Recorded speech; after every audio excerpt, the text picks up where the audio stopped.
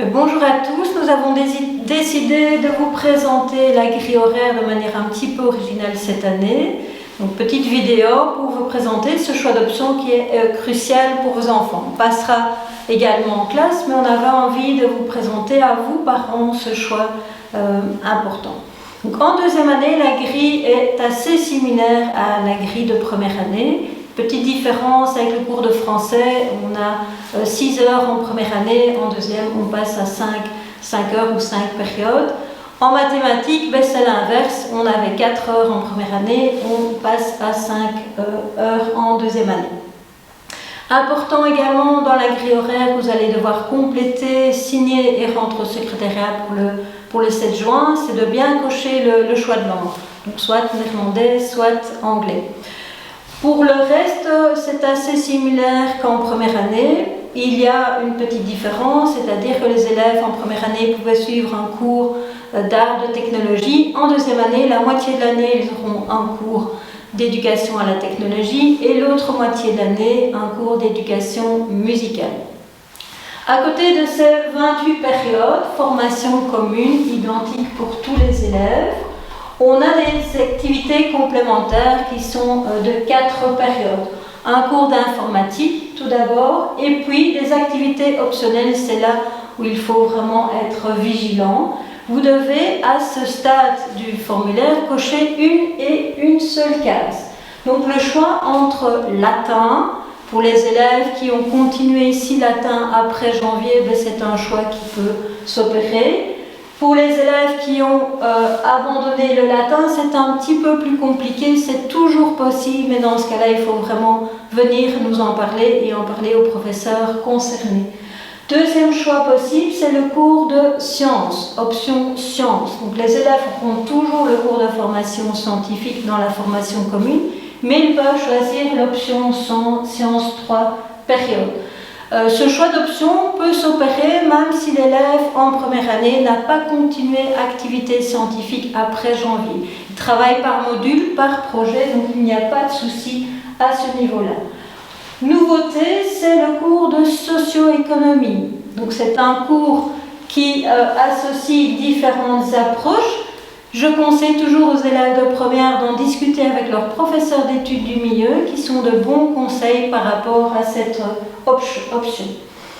Quatrième possibilité, cette possibilité est davantage ouverte aux élèves qui éprouvent des difficultés d'apprentissage. Donc généralement, cette option est proposée lors des délibés, des conseils de classe de fin juin. Mais si un enfant est déjà en difficulté maintenant et en concertation avec Mme Lux, la coordinatrice PIA, ça peut être un choix judicieux. Dans ce cadre-là, l'élève aura 1 heure de méthode de travail et de soutien dans les branches français, maths et ou langue. C'est un choix qui peut être important pour des élèves qui sont en difficulté d'apprentissage et pour les préparer au mieux aux épreuves en fin de deuxième, sont les épreuves du C1D, donc certificat d'études du premier degré.